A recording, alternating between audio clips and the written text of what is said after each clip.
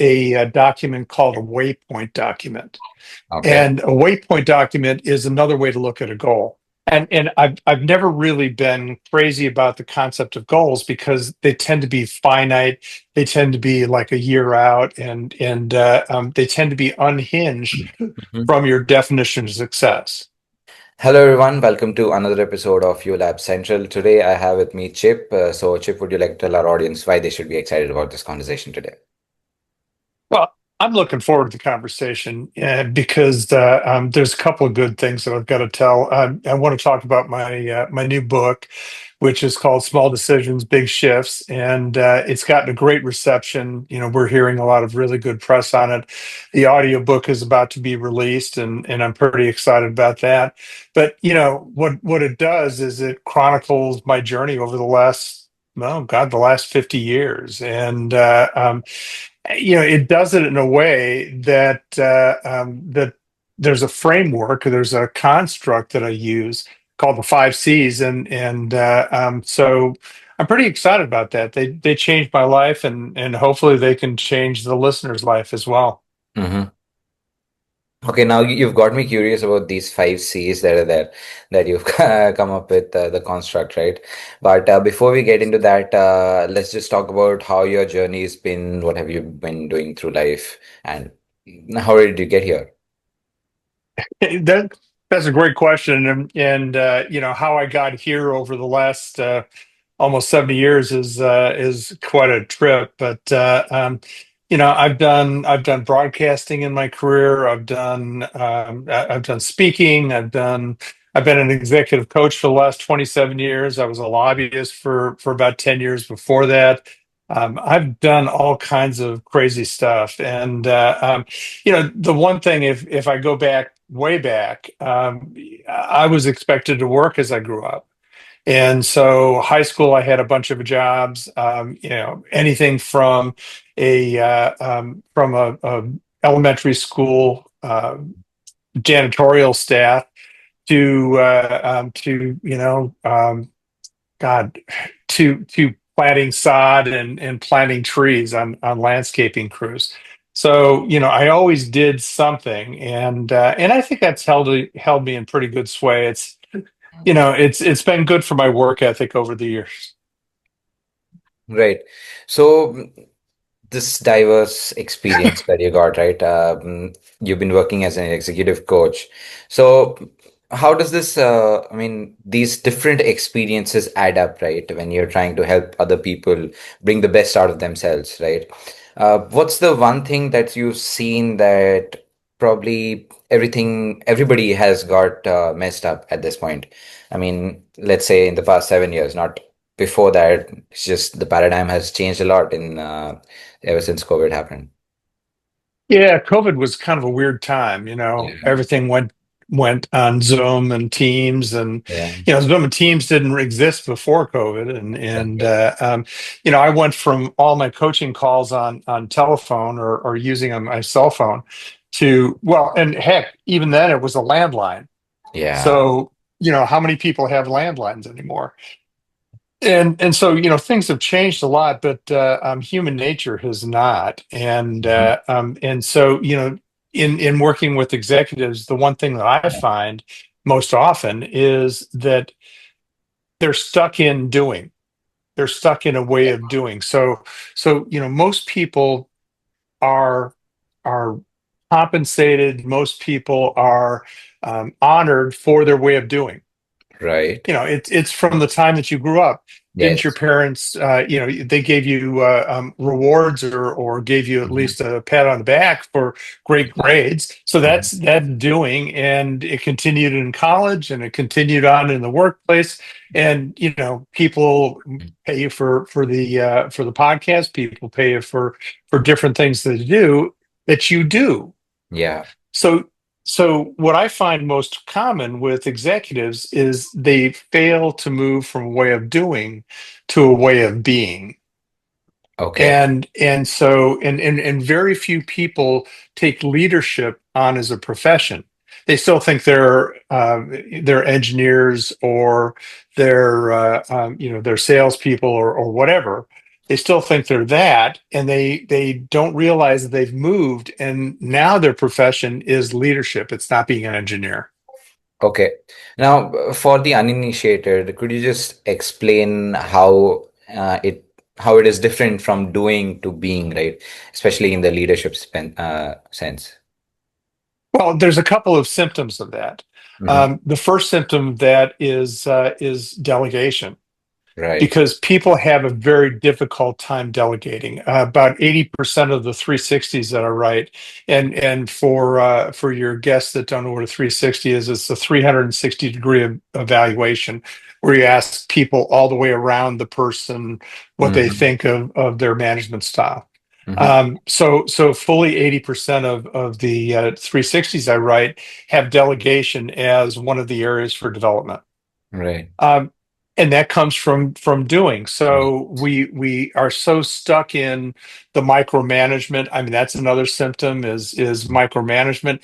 Yeah, I can see that you've probably worked for a micromanager in the past. Yeah. Maybe you've been a micromanager, but that's a symptom of the whole stuck in doing thing. Hmm. Um, some of the other symptoms of stuck in doing is having to be the smartest person in the room, Hmm. always having to be right. Yeah. And a lot of it comes from imposter syndrome. I don't know if you've heard of that, but imposter syndrome means that you think you have to be and you feel like an imposter. And so you're on uneven ground, and that puts everybody else on uneven ground. And, Yeah. that can lead to going back to what you know, which is about doing. Yeah. Okay, now let's get to the five C's that you mentioned, right? You said you wanted to talk about your book, but then these five C's are basically, I guess, what the book is about, I'm guessing. Yeah. Yeah. Yeah. So if you can Well, just, that's the construct of the book, and that's the construct of my coaching, and I developed the five C's over many years, and I had the opportunity to put it into personal recovery. I had a stroke 13 years ago, and had to get over it, and I used the five C's to get myself out of it, and I've made a pretty full recovery. I mean, nobody can really tell that I had a stroke, but I still remember it as a pretty defining moment. But the five C's are context, clarity, conditioning, choice, and character. Context is understanding where you are, understanding your situation, understanding who you are, right? understanding your behavioral style, the things that motivate you, the things that move you, and it's hard to know where you're going if you don't know where you are. Hmm. That's right. Yes. If you're thinking of a journey and you're traveling somewhere, you start in wherever you are. You start at your home, and then there's your journey, and it's planes, trains, and automobiles to get there. But that's the journey. Um, Clarity is being sure in no uncertain terms what you want. Okay. Now, there's a problem with that. And the problem with that is that most people can tell you exactly what they don't want, but Yeah. very few people can tell you what they want. Yes. Very few people can tell you that they want a certain thing. Maybe it's fear of missing out, FOMO. Maybe it's just not wanting to commit or limit your options or whatever. But we have a really difficult time having clarity. And the really cool thing about clarity is when you start to define success for you, your definition of success does not include things like the fancy car and the great house and that kind of thing. It includes a great marriage or great kids or successful kids or financial stability or recognition or those kind of things, and those become lifelong pursuits rather than strictly the acquisition of goods. Hmm. So clarity is extremely important. Conditioning is getting your mind right. And one of the things that I talk about in the book is I weighed 340 pounds when I had the stroke. And I had to change my mind because when you're 340 pounds, you think of yourself as a heavy person. So I lost 110 pounds, but I still had the mindset of a heavy person and had to change that. And so, you have to change your mind. And there's some different ways that I talk about in the book for how you can change your mind. Choice is understanding what behaviors those thought patterns lead to. Right. So, can you think your way into a new way of acting? And that's choice. And then character is putting it all together. It's personal accountability. It's walking the talk. It's living intentionally. You've heard that before. I'm sure several authors and other people you've talked to have talked about living intentionally. But you know, people, you can't tell people you have character. They Yeah. know it. you Yes. know and so it's not something you can fake. Mm. And if you're really good at faking, then you're probably a sociopath, and that's a whole nother book. Yeah. Okay, I love that how it starts with context and then ends in clarity, character, because then you have the whole everything summed up with life, right? But I mean, from the devil's perspective, I just want to ask, how is it different from every other life-changing or other books, right? Where every book is out there trying to give you a formula for, say, self-development or getting better about yourself. I think the book is a chronicle of the personal journey, Hmm. um, cast against the five C's. And the other thing that I use in there is there's a company I work with. It's called Target Training International, TTI. They're the world's largest supplier of assessment tools. And I just love their assessment tools, and that gives the background to it. So, you might have heard of DISC as an assessment tool.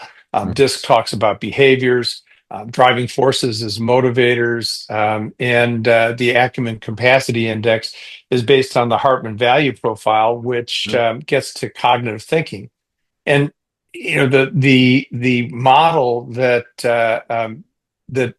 Hartman used was the model of systemic, extrinsic, intrinsic. Systemic being things like rules and order, extrinsic being comparisons, intrinsic being those things that are personal to me, those things that are personal to you. Hmm. And so I think what's different about this book is that it's the five C's, but then it's painted with the assessment information, and so I think it leads to greater insights. Look, I think there's if a quick count on Amazon is like 8,000 leadership books, because everybody and their brother writes a leadership book, and you know. I think every leadership book has an audience, Yeah. and so as I look for the audience, as I think about my prospective audience, it's my coaching clients, because I fully intend to use the book as a textbook. It's people that are having trouble and just want to get better, and the other thing is I'm not lost in psychobabble. Hmm. I'm not lost in all the buzzwords. That's one thing that's been different about my coaching, is because I've had such a breadth of experience, I have such background that I come to it with a very practical bend. Hmm.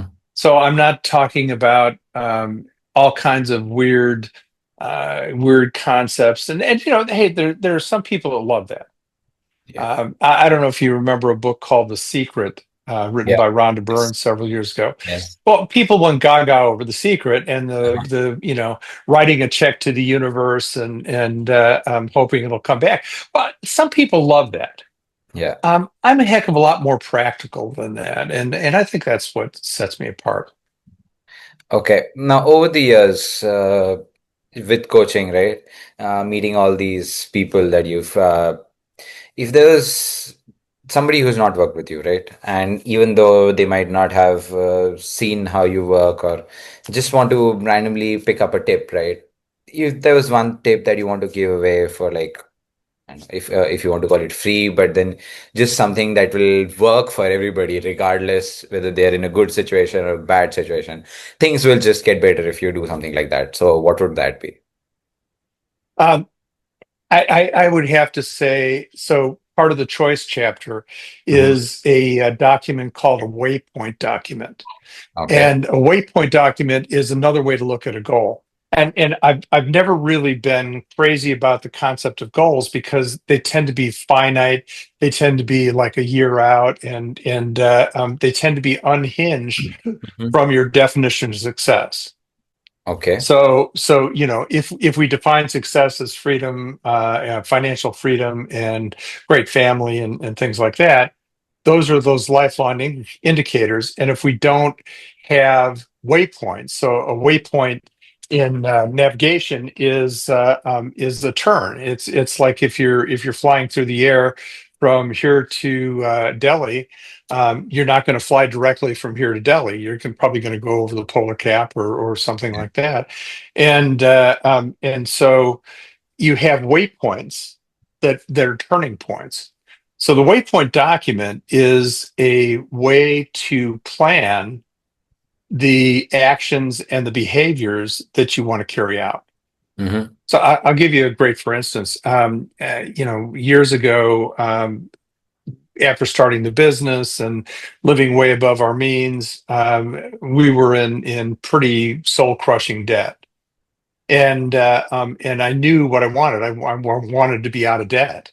Right. And so that led to the creation of a lot of different waypoints. That led to the waypoint about revenue in my business and accounts that I was going to close. So there was probably 10 or 12 waypoints there.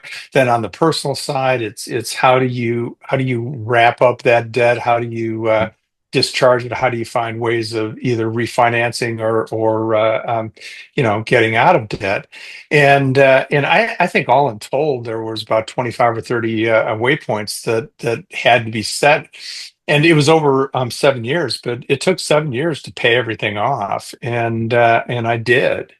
And, you know, there's a huge discipline that it takes to be able to do that. But that discipline was instilled by the discipline of using waypoint sheets. Hmm. So, I'm more than happy to share waypoint documents with you if you'd like to post them in the show notes, or if people want to. I haven't put them on my website, but I'll probably put them on my website before too long. So. Okay. Now, just to clarify, right? I mean, it just hit my mind. So, if I look at success or my final goal as a, I mean, somewhere I need to go with a ladder or a staircase, right? Those waypoints would just be kind of small goals that I take up, set Yeah, in between. yeah, yeah. Okay, so what is success for you, Aditya? No, I mean, depends. I mean, with the podcast, it'd be like hitting 1,000 subscribers at this point. Taking that small step at a time. Okay. So Yeah. so what is success overall for you, though? What does success mean to you? I would just say freedom at this point, being able to do what I want to do, right? Yeah. Yeah. Do you have a family?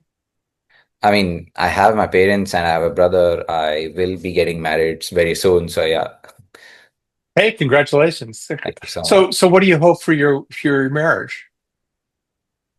A happy life, yeah. I mean, a happy, Okay. successful marriage with a couple of kids. We'll see where it goes. Depends. Time will tell. Yeah, yeah. I've been married 41 years, Yeah. so it had a stutter step to start, but my goodness, good luck with that. So you want a happy marriage, you want successful kids, you want freedom to do what you want to do, Mhm. freedom to come and go as you please, and freedom I like the to go through the world with ease. Yeah. That was something I learned from yoga. But so those are all things that you want to be successful. Hmm. So if you look over and you want to say, hey, I want to be married until death, which, give you another 50, 60, 70 years, Hmm. um, over that course of time, there are going to be all kinds of curveballs you're thrown, right? That's right. That's right. Yeah. Right. So how are you going to handle those curveballs? How are you going to handle the inevitable things? And do you think your relationship with your future wife is going to stay stable? There will Is be ups going to and stay downs, the same? of course. There Yeah, will be it's up. it's going to change. Yeah. Because as you grow, as you develop, you change. Well, that's what waypoints are designed to do. So Hmm. in the overall picture of success of a great marriage Hmm. and freedom, there's a lot of different turns in that. Yes. And Hmm. and and that's what waypoints are designed to do is to plan out those turns, is to say, look, life is going to throw a bunch of curveballs at you. How do you handle those curveballs? And it's how you step up and how you handle the curveballs. Hmm. Okay, now random question this time. It's like, I mean, thanks for that insight, right? I mean, sometimes it rarely happens that conversations actually get personal. So yeah, thanks for that. Sure. It's happened a couple of times. It's been a very interesting conversation there. So yeah, random question now. How many people have you actually connected with, coached, I don't know, directly, indirectly? What if you had to put a number to that? What would it be? Oh God. Over 27 years, probably in the thousands. And so let me clarify. Um, there are people that I coach individually. Mm-hmm. And then there are classes that I run that I still bill myself as an executive coach, but I'm running these classes. So, I would imagine it's somewhere five, 600 people that I've coached over the years. But I pride myself on creating long-term relationships. And Mm-hmm. so, it's not, I'm going to coach you for 6 months and then, we're done. I've got one client that I've coached for 21 years. I've got Okay. another client that I've coached for 18 years, and so they're long term. Now, it's not life coaching. I don't go with them on dates or that kind of thing. But it is. I'm so wound up in their daily lives, or not daily lives. I'm so wound up in their lives that we just talk about the people in their lives and the people in their businesses, the direction of their businesses. One of the businesses that I've been working with, one for 21 years, started off, and when I started working with them, they were doing 100 million in revenue. Mm-hmm. They're now doing over 2 billion, and they got sold a couple of years ago. They're getting ready to be, there may be a situation where there's a liquidity event in their future. Um, but it's that long-term nature of the relationships that counts.